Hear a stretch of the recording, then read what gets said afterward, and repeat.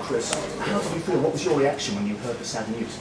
Well, I was shocked when I heard Terry's passing yesterday morning at 8:15. My boss had called me before I was in bed asleep, and he asked me to call him back because there was something urgent that I would need to know.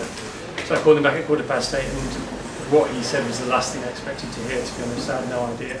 Very few people did. Terry was a very private man. That's part of his charm, part of the way he was as a human being. And also, I think one of the reasons that it didn't come out is because the last thing Terry would have wanted was any fuss. He hated fuss. You know, he liked to laugh. He thought most things were a bit silly, especially this job that we do, which is why he was so good at it. So no, I heard the news then at 8:15, and all the Radio 2 family, we were all told it before it was announced on the news at 9 o'clock, and we were just all very sad. To be honest, we were in disbelief yesterday, just about coming around to it this morning. Doing a show this morning about Terry helped a lot, you know, and we started to laugh again this morning. How strongly did he influence you and other broadcasters? Terry is the governor of entertainment radio. There's no doubt about it, and I'm not just saying that because he's not here anymore. You know, he was the consummate at-ease professional because he had time. He always had time. You know, he never rushed being on the radio. He never rushed life. He always remembered to smell the roses. You know, and if any of us had 1% of what he had, it would make us 100% better. I haven't got any of it, but hopefully some of it rubbed off somewhere. I'm yet to find out. Do you have a personal favourite memory of him? I do I have lots of favourite memories of Terry, but one of my favourites is when he invited me around to his house. We were going to go for a game of golf. That's what he said.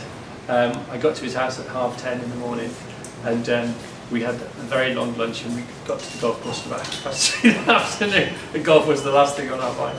But he was a real bon vivant, and he brought that joy of life with him on the radio. And finally, how do you think audiences will remember him? I think audiences will remember him, you know, at his zenith, at his peak. Look at the coverage he's got in today's papers. I mean, it's mammoth, it's gargantuan.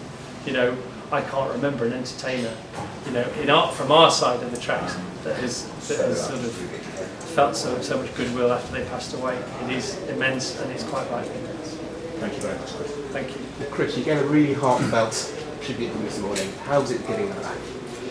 This morning was it was a bit of a toughie, to be honest, because to be given Terry's show in the first place, you know, in 2009 was one thing, but to do his show in these extraordinary circumstances today, that was entirely another. And you know, the first half hour was a bit wobbly, to be honest, but then we started playing clips of him laughing, and you know, the irony of it is he's got us over it, which is perfect in a way, because you know, that's what he would want, and that's what his family want. I just received a text from his son Mark saying thanking us for the programme. It's the least we could do, and all day on Radio 2 it's going to be something like that.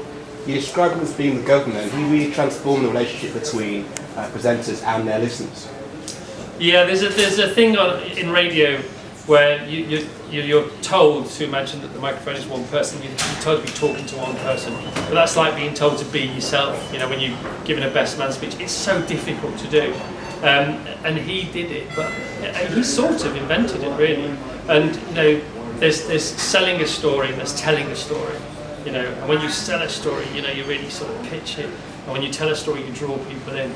And he was the latter. He was a real warm glow on the radio, and you know, unfairly funny as well.